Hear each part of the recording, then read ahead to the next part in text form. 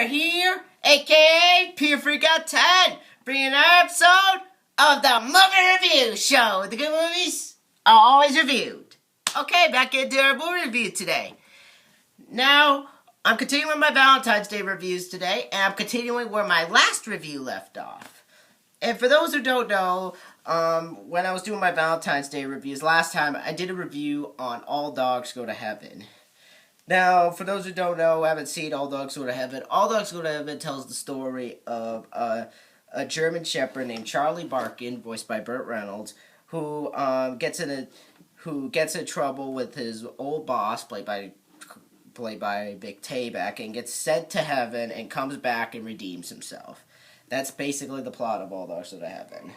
And a lot of people, when this film came out, it didn't do too well at the box office. And the years that it came on video, it was considered to be a cult classic. However, critics were very split in the middle. I'll give it that. Now, do I love the film? No. And I'm sad to say that because I do like Don Bluth. Personally, for me, if I was going to watch one of his films, I'd watch Pillow and the Penguin. I know a lot of people hate that film. Even OCP Communications, he was doing like box office bombs, and he brought up that film with his tight A&E review, tight A&A. But I just wasn't a big fan of its main character. I thought he was a jerk. He was unlikable. I was like, why are we supposed to care about this guy? I know towards the end he becomes different and all, but he really just was unlikable. Really not easy to care about. And also, another thing that I really did not like about the film was its material. This film markets itself as a kid's movie. However, when it does that, it puts in this material that is really heavy for kids. And I'm all for heavy material, but you have to learn how to balance it between that, because films like Balto had dark material in it, like the fighting and such, but they knew how to balance that. They knew how to keep that going. They knew how to appeal to both the family members and the audience. Like, say this is the family and this is the parents. Like, you have to learn how to balance it between that. But with All Dogs Go to Heaven, it seemed like Don Bluth was trying to appeal more to adults and trying to do an adult cartoon rather than an actual kids movie. That's pretty much how I felt watching it. And because the film really goes towards death, there's like a scene where he's in hell and you see the lava coming up, and I was like, what the heck? There's another scene where they're like gambling, which is a main theme in the movie, smoking, drinking, and I'm like, what the heck? Now, is it a terrible movie? No. It has some redeeming qualities. I like the supporting cast. Dom DeLuise does fine as Itchy. Melba Moore, for the scene that she does have, is pretty good. I also really like Vic Tayback as the villain. I thought he had some good lines. And it's animated well, and I like the music too. Definitely well done music. But the film just seems a little overrated, and it has some problems that I don't think people see. But still, it's not a bad film. It is really not a bad film. It's definitely one that I recommend you check out. And since the film became a big cult following on video, MGM said, let's do a sequel. Sadly, Don Bluth did not come back, so they enlisted the help of the writer of the first one, and they got someone else to help. And with that, in 1996, All Dogs Go to Heaven 2 came to theaters. And the film was actually directed by two guys, Paul Sebalia and Larry Leaker. Larry Leaker worked on a few films. He worked on Mulan 2. Paul Sebalia would later go help on the series, that piece of junk series to the TV show to this film. And the voice cast of this film is completely different from the first film. Like, in the original, Charlie Barkin, this guy right here, who was originally played by Burt Reynolds in the first one. But wait till you hear this. And I was like, what? When I heard this. Think of this. Charlie Sheen as the main character. I am not joking right now. Charlie Sheen is the main character. Yeah, because the guy who pretty much tears up hotel rooms and pretty much makes fun of the creator of his show, that he needs to be near kids. They needed him. I mean, the casting director, who was the casting director on this? But okay, but for those who don't know, Charlie Sheen you might remember him from Wall Street. He was also in Major League, which is probably my favorite role with him. He was also in Hot Shots, and he would later. And did I say he was on Two and a Half Men? If I did, he was on the first few seasons of Two and a Half Men. Sin City, he replaced Michael J. Fox's character. And you also got famous singer Sheena Easton, who you might remember from. She did a few songs for the James Bond film. She was also in. Miami Vice. She was in that one Tobe Hooper movie, Body Bags, which was like an anthology movie. She was in that one story with the guy and his hair. You got Ernest Borgnine, who you might remember played Mermaid Man from SpongeBob. Evil! Evil! Had to do that. Dom DeLuise reprises his role as Itchy, and he's the only actor from the original reprise his role as Itchy. You got George Hearn, who I think was in that one movie. What was he from? I know that one movie he was in. It's at the tip of my tongue. I know the name of that film. I really do. I just can't say it by heart. But okay, you also got Adam Wiley in the film. And for those who don't know, Adam Wiley was in that one Disney show movie Under Wraps, which I could not believe that was him. I could really not believe that was him. But when this film came out, everybody hated it. I mean, granted, it made some money at the box office and such, but to this day, this film got hated upon, like, if you talk to Joey Tedesco, the Cartoon Palooza, he hated the movie. What's his name? CGS Silver Screen 2020, who I thought he was really unfair with his review, and I disagree with him wholeheartedly with his review on this film. Well, I don't want to say he was unfair because his opinion. I just felt he was too stern on the movie, is what I have to say. I thought he was a little too stern on it. Also, what's his name? Did not like this movie. I read a few people on Amazon who do not like this film, and some of their things that they had to say I really disagree with. You also got, who else did not like the film? I know there's more people, but I am happy that there are people who do like this film, like Wildboy5699. I know he likes the film. Did a great job with the. Did he do a review? No, I don't know. But if he did, he did it. I'm not sure yet. But Wildboy569. I know he likes the movie. Jurassic Godzilla fan. He said in a video that he liked this a little bit more than the first one, and he did a great job with the review. 1000 Guy 1, who I think has a different name now, he enjoys the movie and says it's his favorite of the franchise. Now, with all the mixed reception in the middle, what do I have to say about this film? I can already hear the typing coming.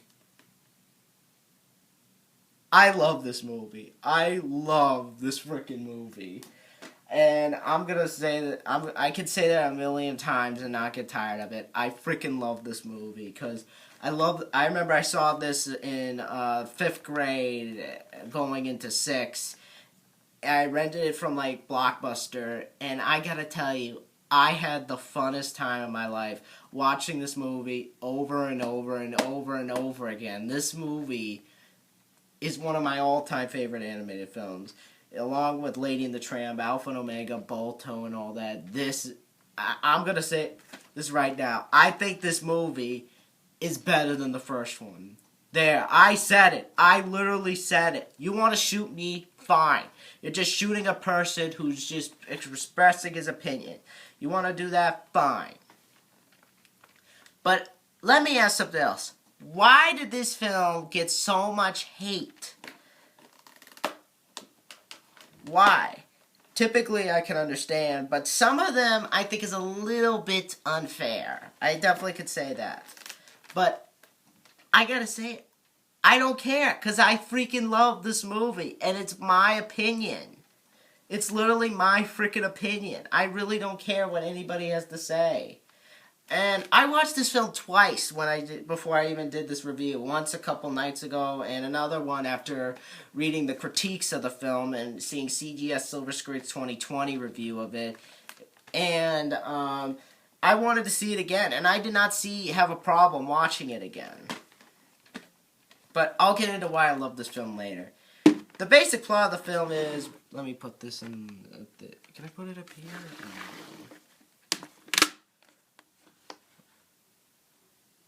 I meant to give it respect. Is there another thing I can put it up? I'm just showing the cover. Never mind, I won't do that, but... the basic plot of the film is basically this. We meet Charlie Barkin, now voiced by Charlie Sheen, who is now up in heaven, and when he's in heaven, we find out that Carface is with him, and that he's considered a nuisance to heaven, and like Annabelle said, whose name is revealed in this film, that maybe you could do something other than make a nuisance of yourself. And at the beginning, we see him welcoming Itchy into heaven. And basically, Itchy, who's still voiced by Dom DeLuise, he explains to him how he's bored with heaven and how he would like to be on Earth more, and that there's something more for him down on Earth than there is in heaven. And meanwhile, we find out Carface, voiced by Ergus Borgnine, has made a deal with this cat named Red, played by George Hearn, to steal this horn that, the horn is used to basically open the gates of heaven so that other dogs can come in and live a life there after they're dead. And basically, he takes the horn and basically he accidentally drops it into San Francisco. I keep saying San Francisco. And basically, because of that, the pearly gates cannot open, and basically it causes a huge traffic jam. And Charlie volunteers to go and get it, but he's not going to get the horn. He's going down there to have fun, and Itchy comes with him, even though he doesn't want to. And along down there, they stop at a bar, and I'm grateful, and this is one of the things I'm grateful for. They're serving root beer at the bar, and you get a singing Jim Cummings there, and there we have this Irish setter named Sasha, played by Sheena Easton, who pretty much is trying to win food for this little boy named David. And Charlie, who is obviously smitten with her and has fallen in love with her, follows her to where she is and find out that David is hiding in the shed. And we basically learn that he has ran away from home because he found out that his stepmom is having a baby, and he got jealous of that, and he decided that he's going to run away. So he's out on the run, and he wants to go to Kennedy Square and use his magic to earn money. Meanwhile, while all that's going on, we find out that he ends up getting them, that Red is actually the devil, as I said, and basically he wants to use it to create his own hell on Earth. And basically, he basically sets up refuge at Alcatraz, and basically sends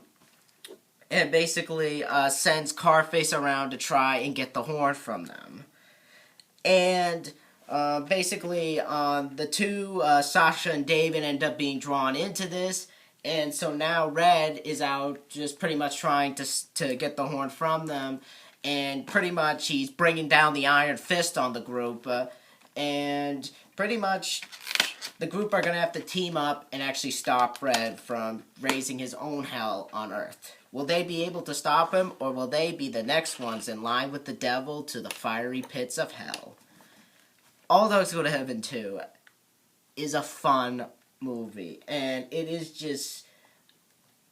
I don't know what else to say that I haven't already said with this review, or even said in the past.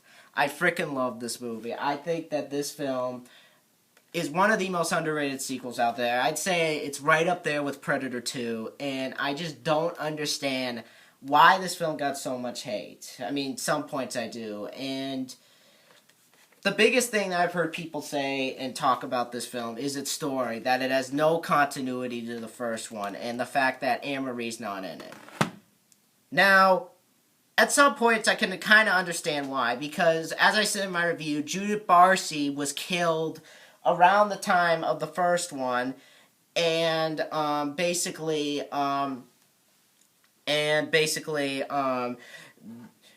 changing the character to them would be like spitting on her grave, and basically maybe if they even did it, it would mean disrespect to her.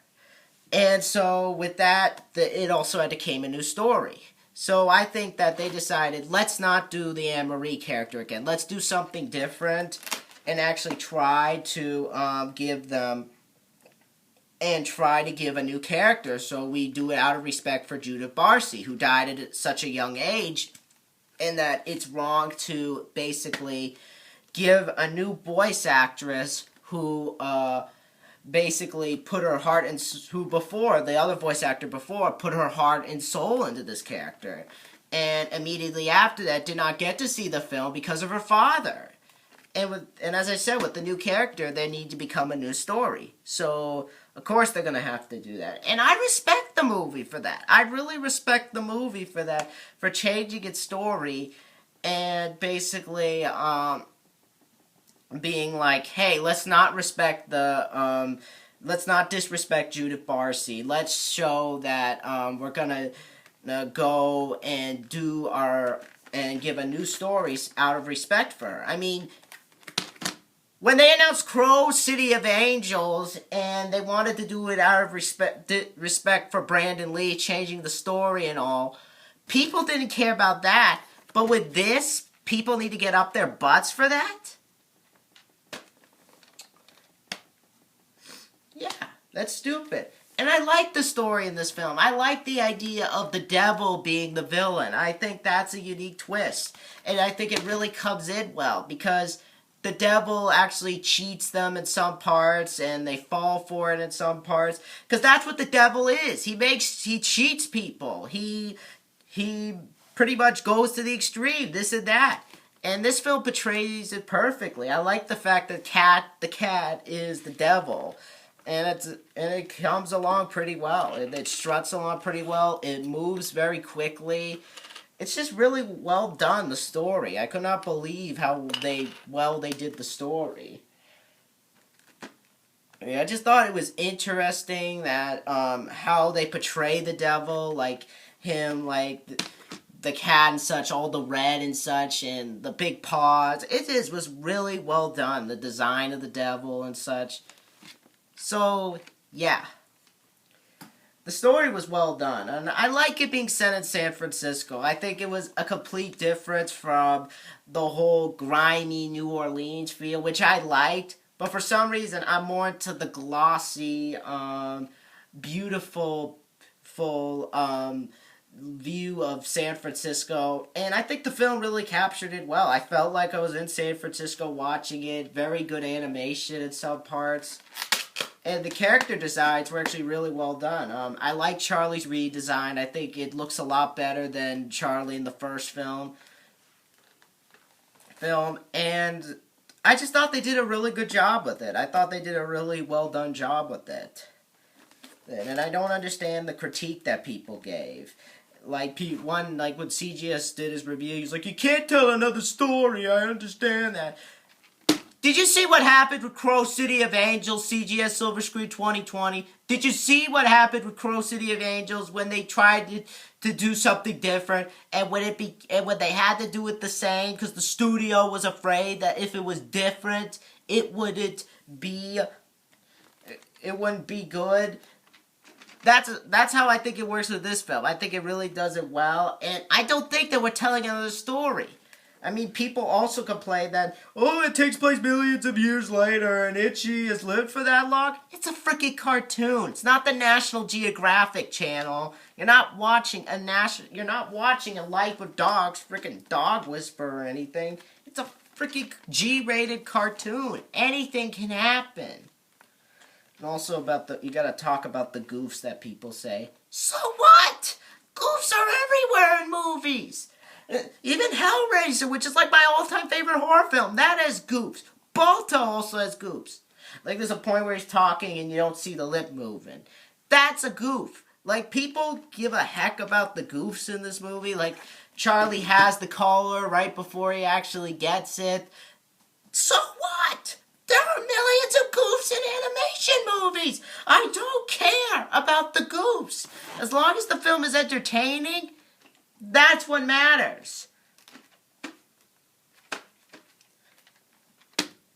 Because people pick on the littlest things. I'm sorry. But the story was well done, and none of that stuff even mattered to me. That stuff really did not matter to me. But definitely well done story. It was definitely well written, and I liked the respect that they gave Judith Barcy. So, yeah. But I have to say, one thing I love about the film is the cast. I think the cast is a marginal improvement over the first one. And one of the things I love is the thing most people hate. The casting of Charlie Sheen. Either I'm a big Charlie Sheen fanboy, but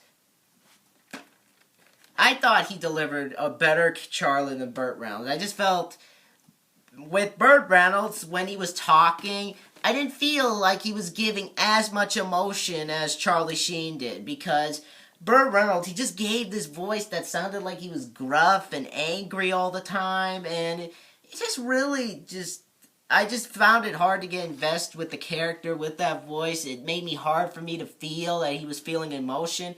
Charlie Sheen does that. Charlie Sheen has that voice that makes him easy to like, and he's likable. I found it to have an easier time following him, and I just felt it was really well done, his voice. I just felt his voice fit Charlie perfectly, a lot more than Burt Reynolds did, and just really felt he delivered perfectly, and I also thought he gave some funny lines, like when he first walks in, when Itchy first gets to heaven, and he's like, "Welcome to paradise. You gotta mark your territory."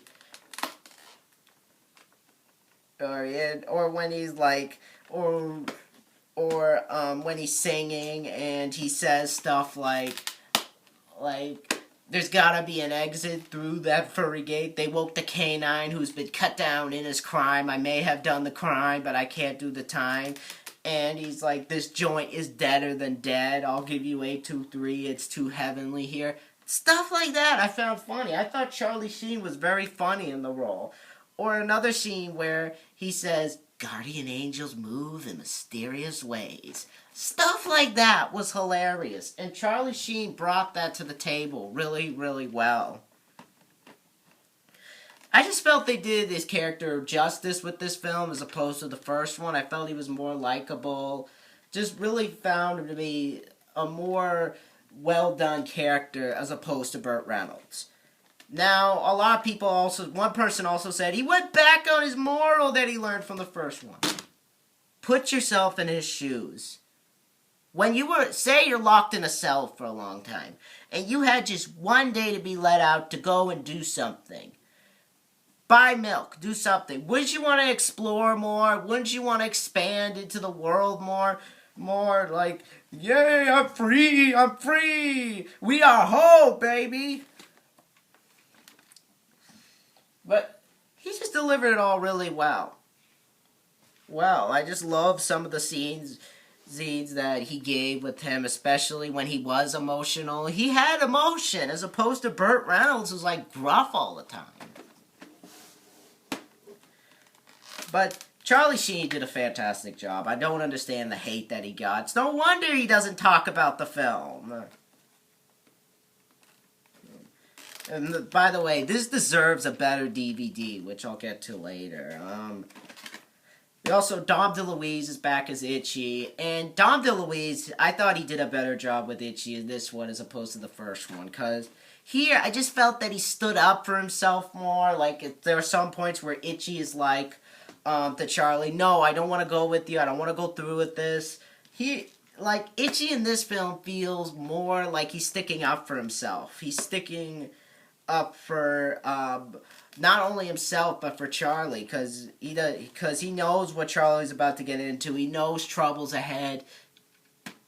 Dom DeLuise delivered it well. Dom DeLuise, while delivering that scared side to Itchy, he still gave him a pretty well done side to him that made him stand up and fight. And of course, Ernest Borgnine as Carface. I thought he was fine. Definitely a replacement. He's not really the villain in this one like he was in the first one, but I still thought he did it well. And how could I go through with this talk about this movie without talking about the lovely at the time Sheena Easton as Sasha LaFleur? Sheena Easton just is one of the highlights of the movie. I'm gonna say that right now. Sheena Easton is one of the highlights of the film. I thought she put so much effort into the voice. And I like the fact that her character is not the damsel in distress. She was strong, she's spunky in some parts, she's really just well done. She put her A game to the character, her likeness and such. I just really love how she did it. And I thought she was likable. I know one person said she was whiny. I disagree. I really disagree with what that person said. I thought she stood up for herself. Really just well done. Really well done. And I know a lot of people hate the kid, Adam Wiley, as David. Adam Wiley I thought was fine. And I gotta be honest here, I like him more than Anne Marie. I'm gonna say that right now. Because with him, I just felt he was doing something more. And I know a lot of people said, oh, like he's disobeying his parents.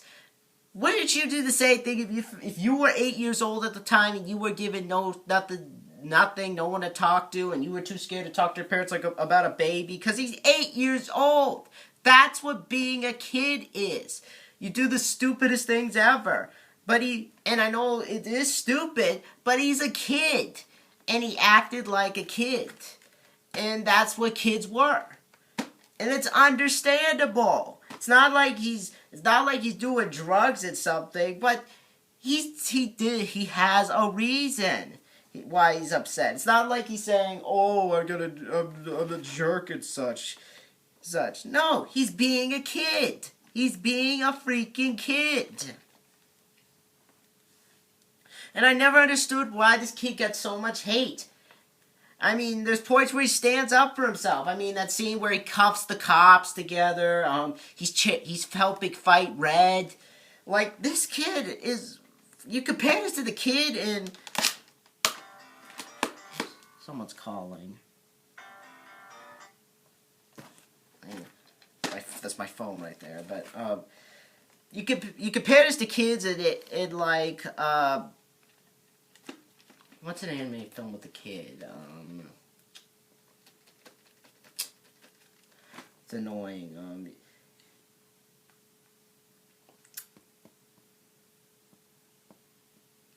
I don't know which. Shut up.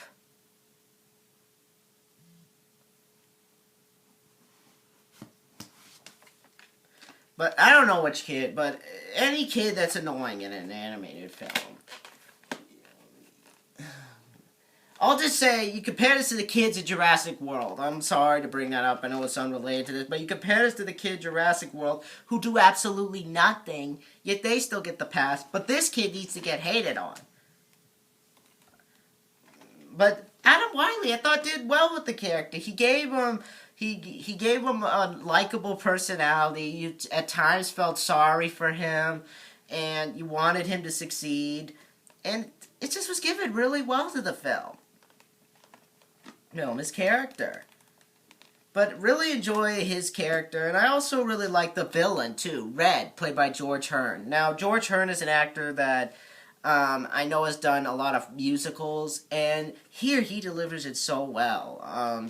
Definitely like the whole personality, gives him the devilish feeling that you get when you're watching him. Like, you get a really, like, sinister, you're looking at a really sinister character, and George Hearn really pulled off that sinister feeling you get when you watch a character. It feels so good to be bad. Sorry, I burped there. But I really enjoy this film. That film for that villain. I thought he was really well done. And to be honest, I thought he was more threatening than Carface was in the first film. And I know a lot of people disagree with me on that, could say how he was more laughable. I beg to differ. How about that scene where when he first gets to Alcatraz and he grabs a rat and then he eats him and then he spits out the bone and you actually see it in like a shadow doing this with the rat and you hear crunch sounds and then he pulls the bone out from his mouth and shoves it in Carface's mouth. Or how about the fact that he takes the form of an old man, which I think is a nod to Dracula, I think. But I thought I thought he did a really good job as the villain. Definitely creepy, well made, and he definitely is the trickster in some of the scenes in the film. And I thought he pulled off that trickster feeling well too. So the voice cast is amazing. I definitely think a lot of them put their hearts into it. And what really makes the film succeed for me is the relationship between Charlie and Sasha, because when they first come on screen and you see the two together there, and you get this whole screwball relationship feeling, and they just did it really well with this film. I think it's a much more improvement over the relationship with Charlie and Flo, which went absolutely nowhere, and I just felt this was a much bigger, I should say bigger. I thought it was a much better attempt to do a relationship with a character in this franchise. So, yeah, that's one thing I do enjoy about the film, is definitely that whole thing. And I thought Charlie Sheen and Sheena Easton shared some good chemistry as they were doing their voices and such. And they also and I also like that one scene where Charlie sees her at the bar singing "Count Me Out," which I'll get to. And he's like jumping on the table and he's giving like faces and such, which it's almost a nod to Who Framed Roger Rabbit, was the Jessica Rabbit thing. And at times, to me, I know this is coming out of nowhere, but it reminded me a little bit of that scene in Jay and Silent Bob Strike Back where he sees Justice, where Jay sees Justice for the first time, and he's like doing like this and like this, doing the lips and such, which kind of reminded me of that. Some way how Charlie acted reminded me of that scene. So, yeah. But I thought they had a really good chemistry, and I like that scene on the dock, and they're like singing together. Which we will get to in a little bit, and that's the one thing I'm really excited to talk about with this film. But definitely really well done chemistry. I couldn't believe how well done it was. Definitely the highlight of the movie for me, that is. Just really well done. Really, really well formulated, well put together. So definitely was a good way to spark this whole fandom of Sasha and Charlie, and they deserve that fandom because they did a really good job with writing it and such. So it was much more of improvement over Burt Reynolds and Lonnie Anderson, who have absolutely no chemistry other than just one scene. And that's your wife, Burt Reynolds! I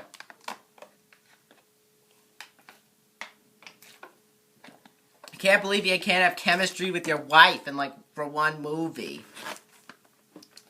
But the one thing that I love about this film is the soundtrack. And just to prove how much I love the soundtrack, I have it right here. This is probably my all-time favorite soundtrack for an animated film. I love some of the songs in it.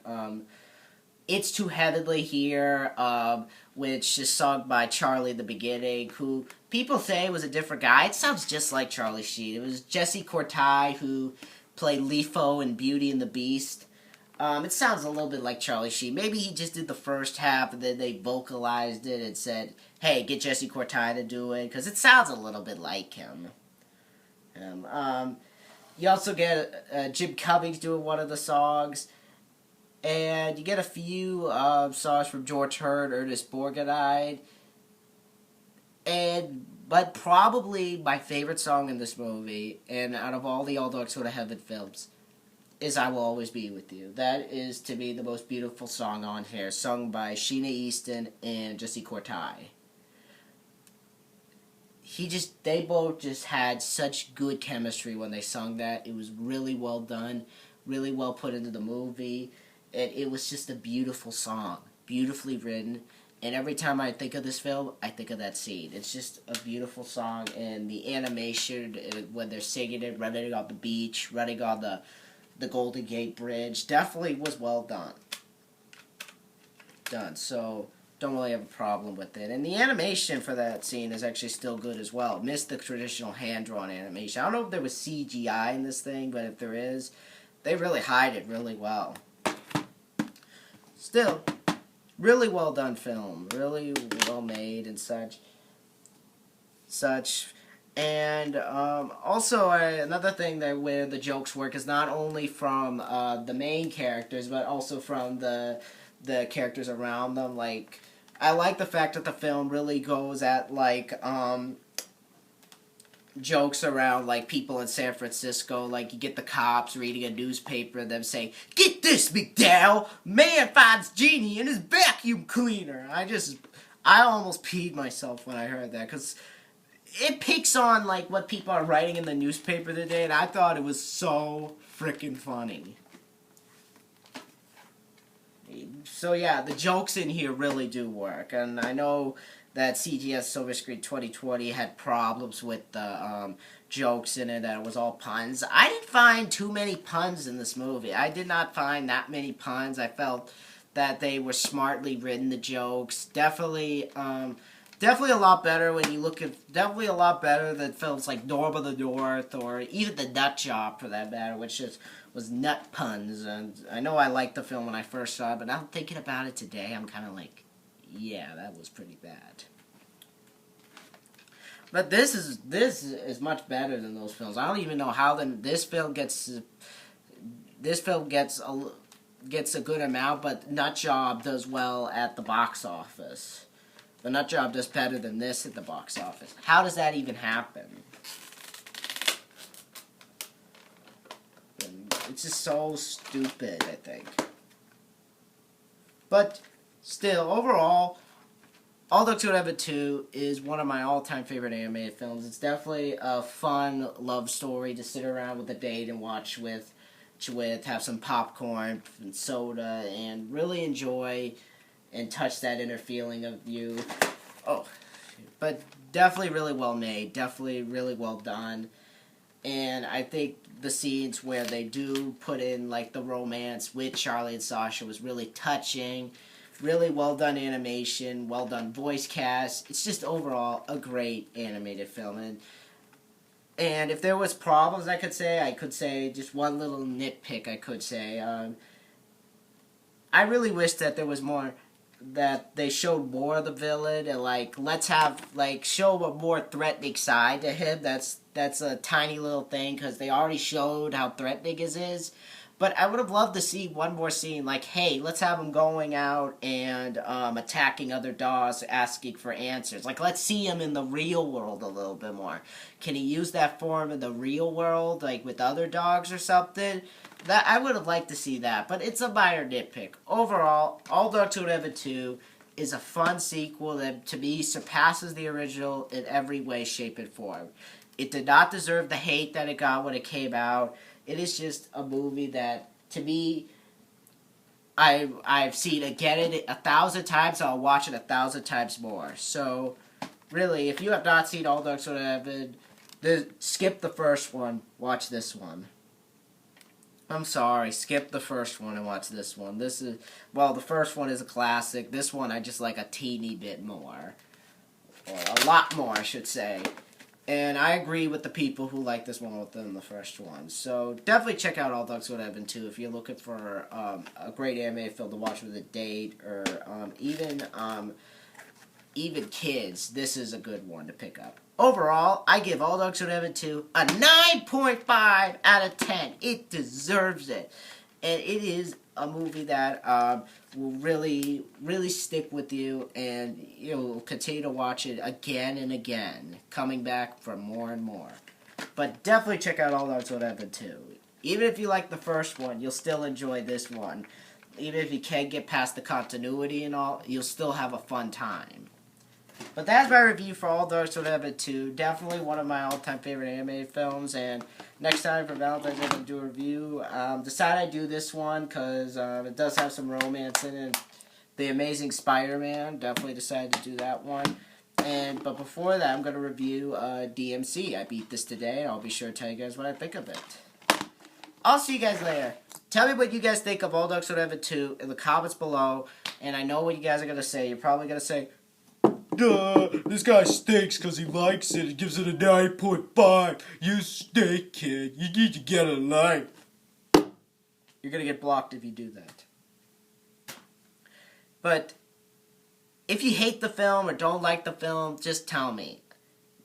It's all subjective.